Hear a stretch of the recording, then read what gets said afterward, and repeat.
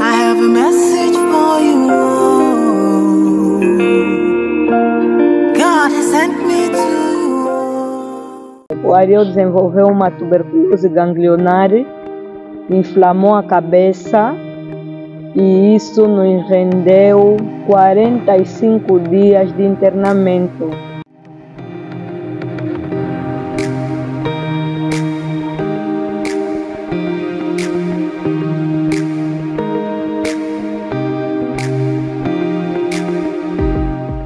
Eu, como trabalhava, né? Então ele começou a ir muito pequenininho para a creche. Foi muito pesado. Então foi um surto lá na creche dele, de modo que na nossa sala da pediatria havia 4 ou 5 crianças com a mesma enfermidade. Com a mesma enfermidade. O Ariel desenvolveu uma tuberculose ganglionar, inflamou a cabeça e isso nos rendeu 45 dias de internamento na pediatria do Hospital do Lubito.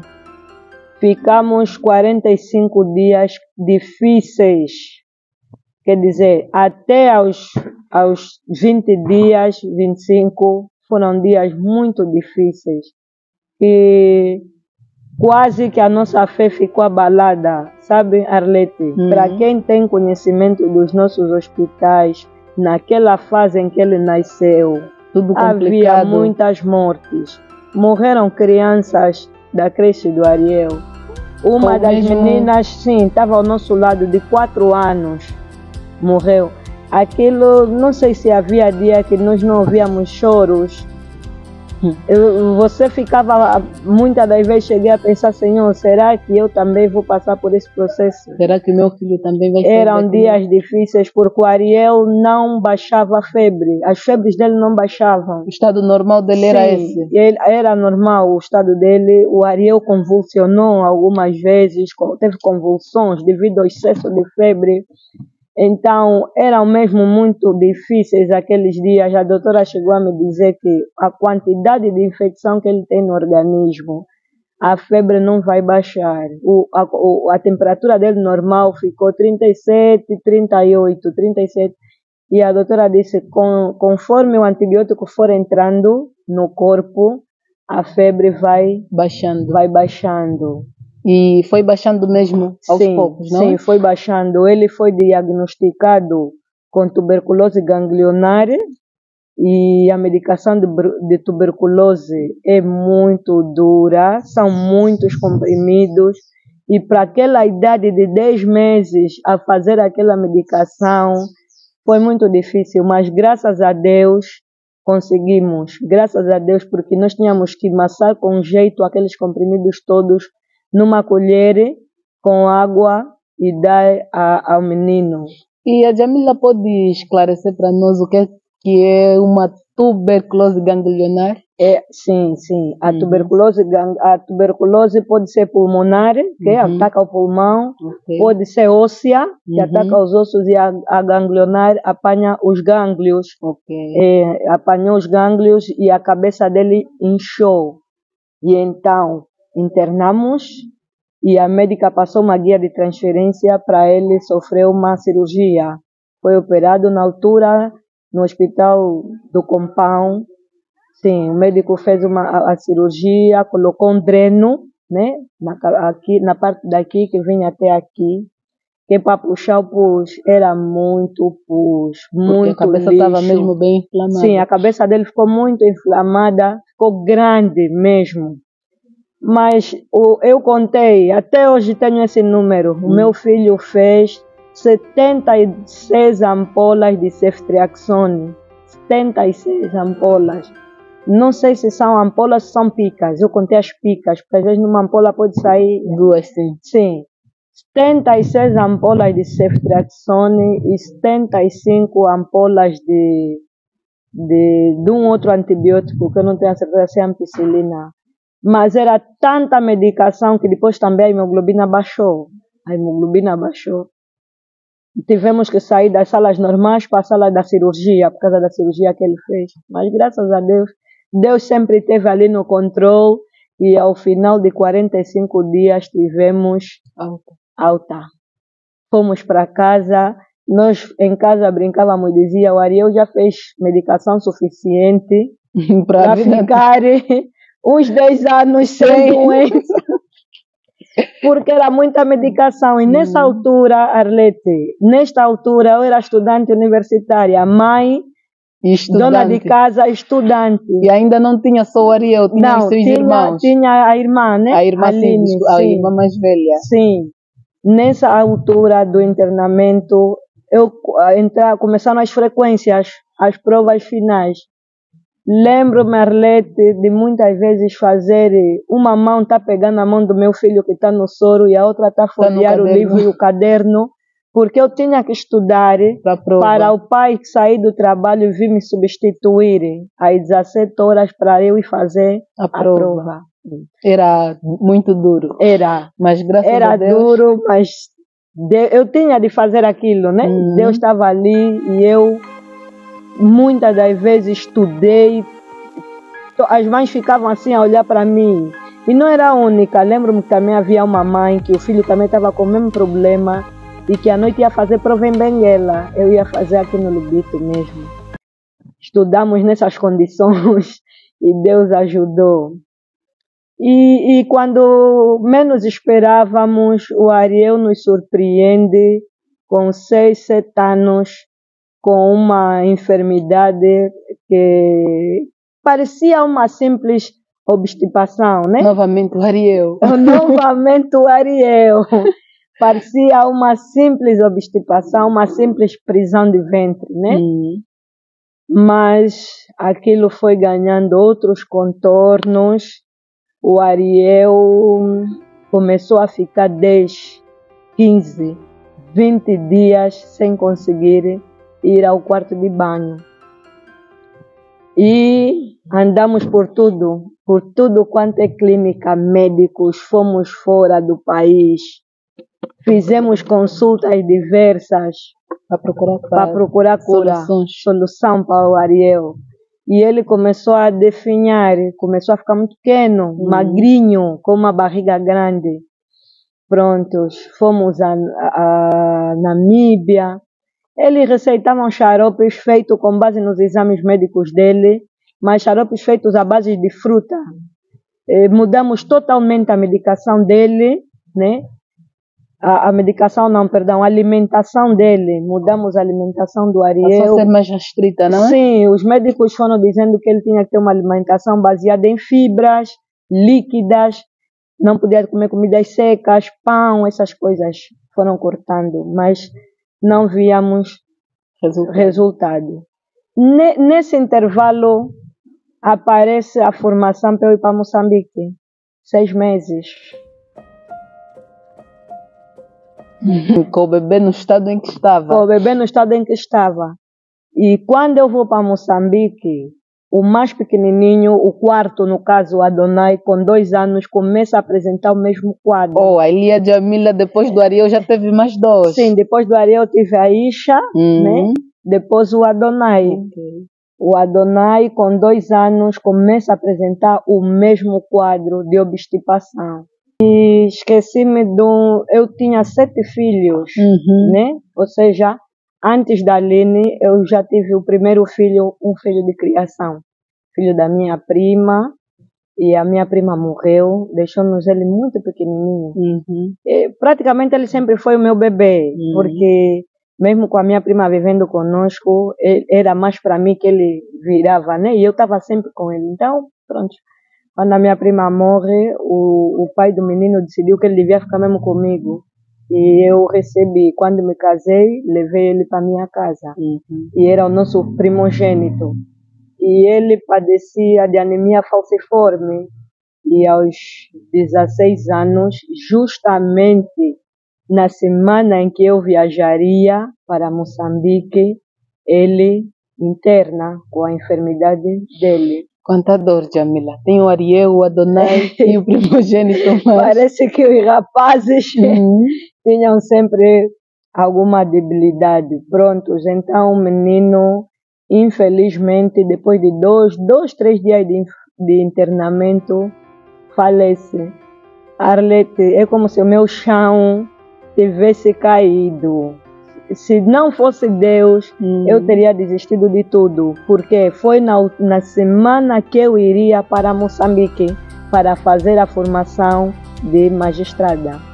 E foi uma decisão muito difícil, porque nós tivemos de sair do Lobito um dia depois do funeral. E eu naquele estado muito, muito débil, a sensação de ter feito mais, não conseguimos, foi muito rápido. A Jamila queria ter ficado pelo menos até o óbito ter terminado, sairia, mas não foi possível. Não foi possível, eu deixei a casa cheia, eu até, no meu entender, no meu limite, eu não criei mais.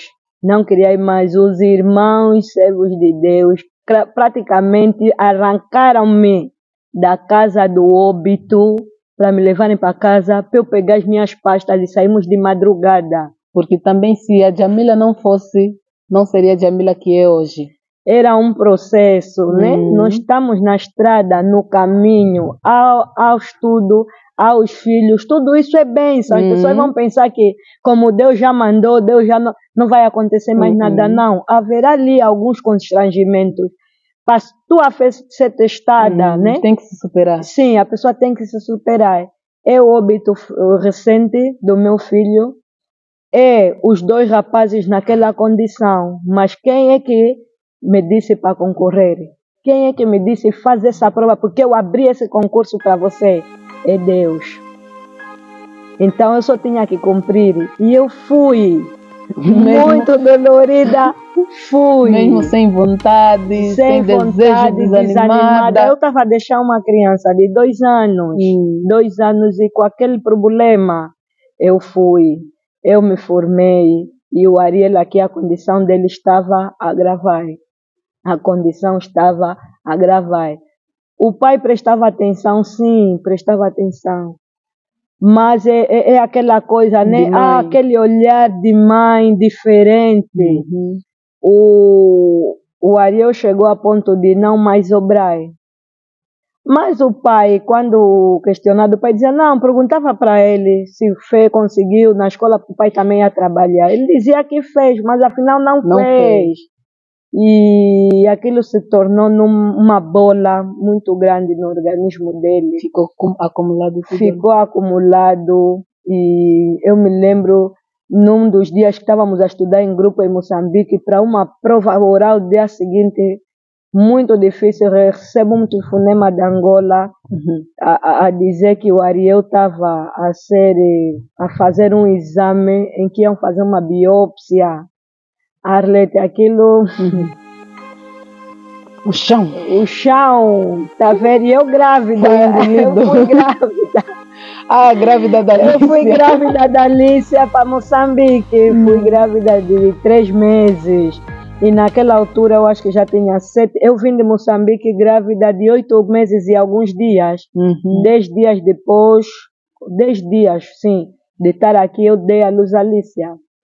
E então naquele dia recebo um telefonema de que eu estava na clínica de noite porque o Ariel não conseguia todo dia gritar de dores e foram parar na clínica e reuniram-se os médicos, chamaram os outros médicos, porque ele já era uma criança conhecida por causa daquela enfermidade.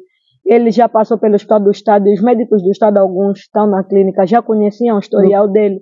Então chamaram-se todos e reuniram para ver o que iam fazer. Então decidiram fazer uma biópsia. Eu não sei como é que é a biópsia, mas eu sei que usaram ferros, né, para fazer a colheita.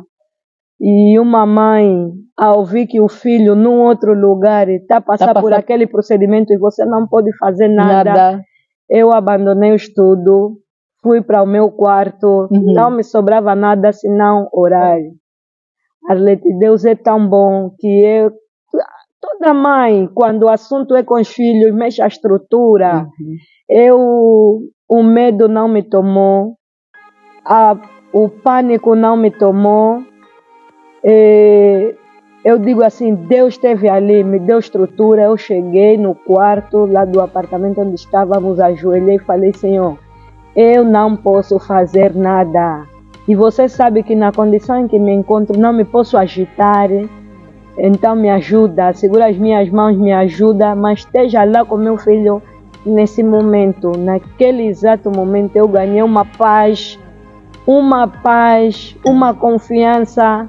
Voltei para o estudo, voltei para o grupo do estudo. Os colegas não se aperceberam, não disse nada. Porque hoje eu consigo perceber assim, nem tudo é para explicar. Porque as pessoas, em vez de te ajudarem, vão te atrapalhar. Vêm muitas ideias, cada um com a sua ideia, e poderá te atrapalhar. Naquele momento eu, depois de conversar com Deus, fiquei em paz. Voltei para o estudo. E não voltei a ligar para Angola. De manhã liguei e disseram que ele já tinha tido alta e as dores passaram e tudo mais. Prontos. Como Deus é bom, porque se Deus é bom. A Jamila dissesse algo aos colegas, ia destabilizar aquele momento. Sim, os colegas também iam ficar com aquela sensação, aquele sentimento de pena e tudo iam mais. Iam cancelar os estudos. Sim. Graças a Deus, Deus não permitiu. Então, praticamente a minha vida, aquela formação, todos os passos que eu dou, é mesmo Deus que me leva na mão, no colo como um bebê. Voltei para Angola, a parte da Alicia foi muito bom, sem complicações, mas eu notei um pormenor. O Ariel já não era uma criança que brincava. O Ariel, desde pequeno, era muito extrovertido, muito brincalhão, falava muito, né? Mas o Ariel já não brincava, ele ficava sentado nos cantos. Bem quietinho. Quietinho. Se tivessem todos na sala assistir televisão, ele procurava o canto e começou a chamar minha atenção. Eu disse, Ariel, alguma coisa? Não, mamãe, só mesmo a barriga. E a barriga dele estava avolumada. Então eu disse, não, aqui tem que ainda levar o médico mais uma vez para ouvir ainda. O pai passou-me toda a informação das consultas que foram fazendo.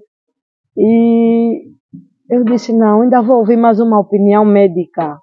Primeiro levei o meu filho para a oração. Oramos, eu disse, Deus, ainda dá uma resposta nisso, porque está se prolongar muito, eu já o deixei assim. Até havia uma médica que me disse assim, isso é uma bactéria. Ele apanhou uma bactéria que se apanha nos quintais que tem terra, e a nossa primeira casa tinha terra no quintal. E ele gostava também de acompanhar os meninos que passavam com o gado, para ir cuidar do gado. Ele sempre foi apaixonado por animais. Prontos, então oramos, de Deus percebemos, ou os servos de Deus que oraram perceberam que ele tinha uma bola.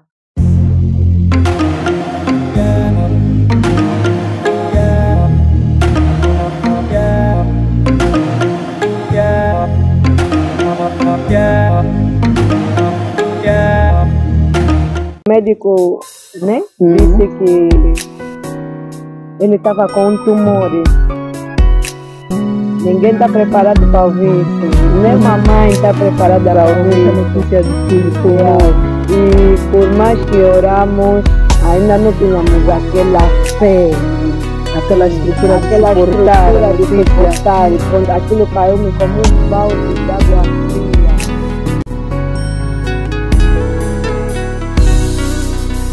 Ele é um fogo que nunca se apaga, muito mais forte que as ondas do mar. E sobre os céus sentado contempla a terra, olhando assim para os filhos dos homens. É a minha fonte de inspiração, o meu alicerce, minha solução. Nada a ele posso esconder, pois Jesus sonda o meu coração. Não há ninguém como o meu Senhor, dá de comer as aves lá no céu, que vê os peixes no fundo do mar, vê as formigas na escuridão. Poucas são as palavras para exprimir sua grandeza, pois meu Deus é tão grande, tão grande, tão grande, que não cabe só pra mim, pra mim.